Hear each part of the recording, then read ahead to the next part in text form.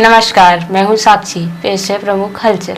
सीधी शहर से लगे गोरियरा बांध में अब लोग नौका विहार कर सकेंगे। यहां जलपान और पर्यटन की भी सुविधा विकसित की जा रही है ताकि लोग सपरिवार आकर कुछ समय चैन और सुकून के साथ बिता सकें।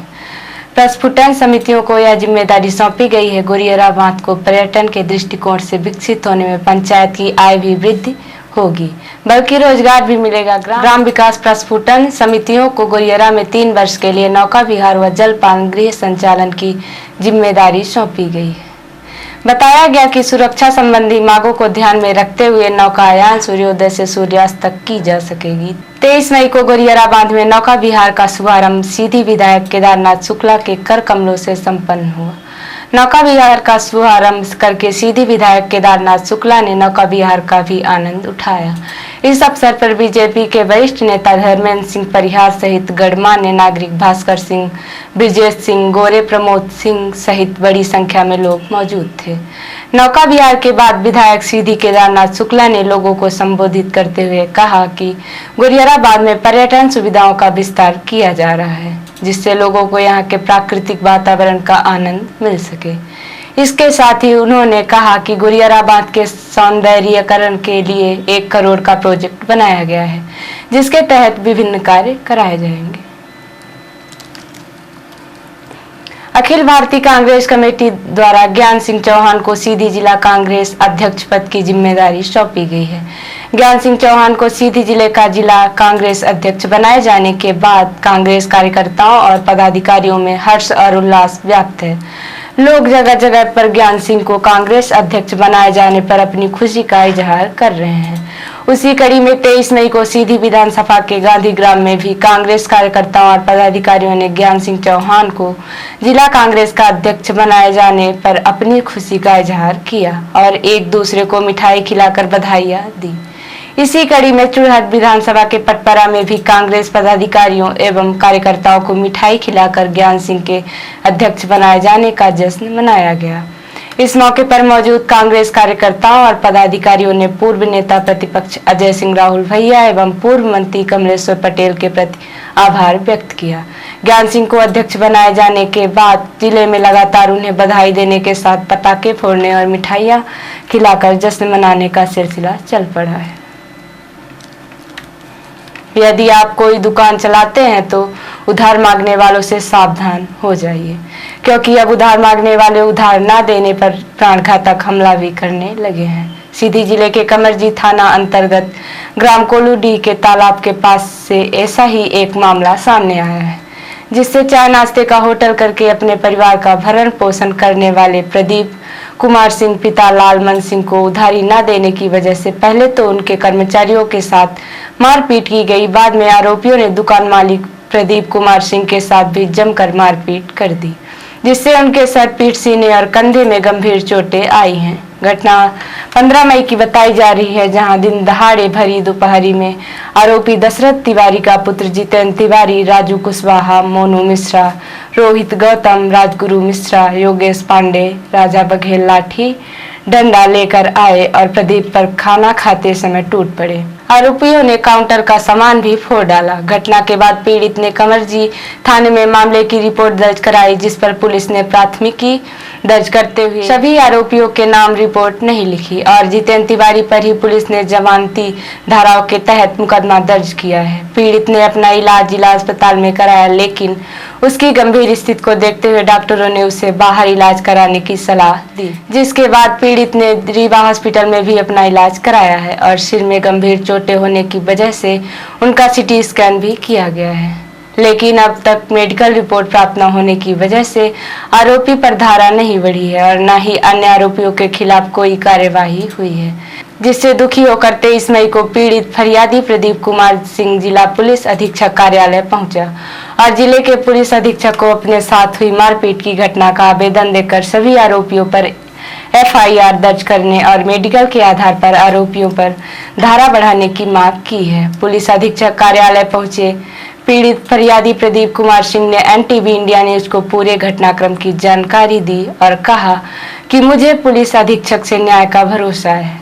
ये बताइए, आप कहां से आए हैं, क्या समस्या है आपकी? हम कोलूडीह गांव से आए हैं। हमारे साथ मारपीट हुई है। किस तरह की घटना हुई है, कब हुई है, किसने की है? 15 तारीख को हमारे होटल में घुस के हमको मारे पीटे हैं। कौन लोग? दशरथ तिवारी, उनके लड़के, 8-10 आदमी और थे जो नामजद हैं। उनका FIR भी कराया, तो वहाँ पे सिर्फ एक आदमी का नाम लिखा गया और बाकी कोई कार्रवाई अभी तक नहीं हुई है। मुकदमा कायम है आपका? हाँ, FIR मैंने कराया था, पर उस पर अभी कुछ हुआ नहीं है। किस वजह से कार्रवाई नहीं हो रही है, क्या कह रही है पुलिस? अब जब हम वहाँ FIR करा रहे थे तभी वहाँ पे जो मतलब यह लिखा रहे थे, रावत सर हैं, तो उन्होंने बोला कि वो विधायक जी का फ़ोन आया है। तो फिर वहाँ के प्रभारी साहब शायद मुंशी को फ़ोन लगाए थे, तो हालांकि FIR लिखे, लेकिन उनमें जो मैं नाम जिनका ले रहा था, जिनका मेरे को जानकारी है, उनका नाम वो लोग नहीं लिखे हैं। सिर्फ एक आदमी का नाम लिख के बाकी बोले कि बाद में जोड़ा जाएगा। कहाँ कहाँ चोट लगी है आपको? सर फट गया है।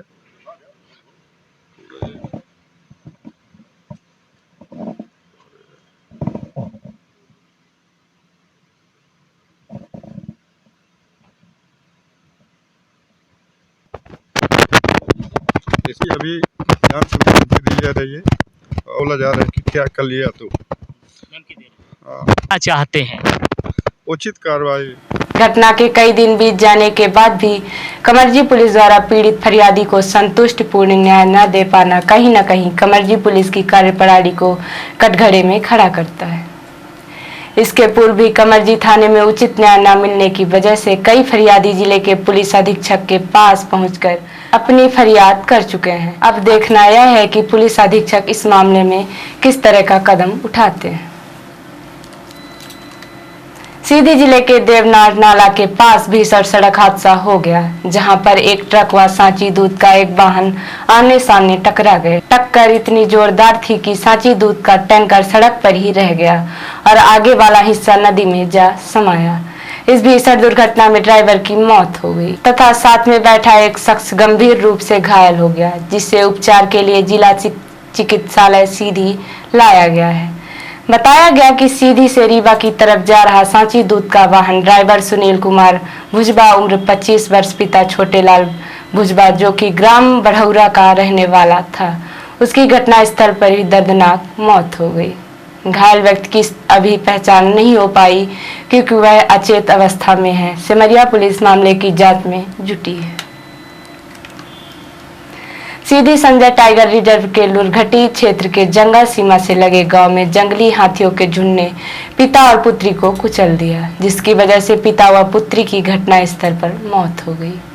मिली जानकारी अनुसार गुलाब सिंह पिता मनमोहन सिंह एवं उनकी 12 वर्षीय बालिका दोनों की मौत हो चुकी है। वे तिनकी गांव के निवासी थे जो छत्तीसगढ़ व मध्य प्रदेश की सीमा क्षेत्र के बेलगांव में रहते थे।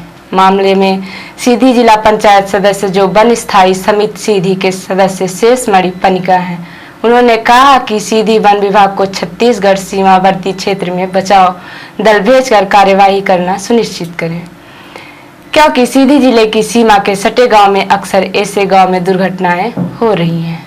वही ग्रामीणों ने जानकारी दी है कि हाथियों का झुंड संजय टाइगर रिजर्व सीधी की सीमा में प्रवेश करने जा रही है।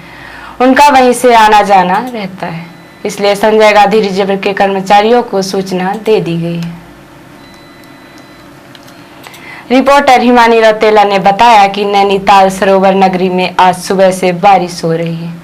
बारिश के चलते नगर में लोगों ने गर्मी से भी राहत महसूस की है, साथ ठंड बढ़ चुकी है। रविवार की शाम से यहाँ मौसम खराब हो गया था, जिसके बाद आज सुबह से यहाँ बारिश हो रही है। आज सुबह से तेज आंधी और तूफान आने की संभावना पहले ही मौसम विभाग ने बताया था, जिसके चलते आज सुबह से यहाँ बारिश हो रही है। बारिश के चलते लोगों ने गर्मी से राहत महसूस की।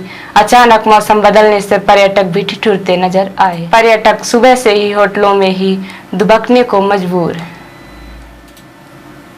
और अब पेश है प्रादेशिक हलचल। मैहर माता मंदिर में हवा में लटके 80 श्रद्धालु। रोपवे रास्ते में अटका जबलपुर, रीवा समेत कई जिलों में हवा, आंधी और बारिश। निकाह के जुलूस में मंदिर के सामने डीजे बजाया बवाल। रतलाम में फुहर गानों पर अश्लील डांस से भड़के, पथराव में 4 घायल। छोटे भाई से इश्क पर पत्नी की हत्या, जबलपुर में जहर देकर 5 दिन कैद रखा, सांसें टूटने लगी तो अस्पताल ले गया। और बड़वानी के किसान ने उगाया 14 इंच लंबा केला, अंबानी की कंपनी ने भी खरीदे 10 टन केले, ईरान इराक तक सप्लाई। और अब पेश है राष्ट्रीय हलचल। मोदी का मिशन जापान, भारतीयों से बोले पीएम मुझे मक्खन पर नहीं पत्थर पर लकीर बनाने में मजा आता है। गोवा के सीएम प्रमोद सावंत का ऐलान, फिर से बनेंगे वे मंदिर जिन्हें पुर्तगालियों ने तहस नहस कर दिया था। बाइडेन की चीन को चेतावनी, कहा ताइवान पर हमला किया तो हम मिलिट्री एक्शन लेंगे। चीन बोला राष्ट्रीय हितों की रक्षा के लिए हम तैयार। और आरबीआई के लिए महंगाई सबसे बड़ी चिंता, आने वाले दिनों में महंगा हो सकता है लोन। आरबीआई गवर्नर ने ब्याज दरें बढ़ाने के संकेत दिए। तो ये थी आज की प्रमुख हलचल। नमस्कार।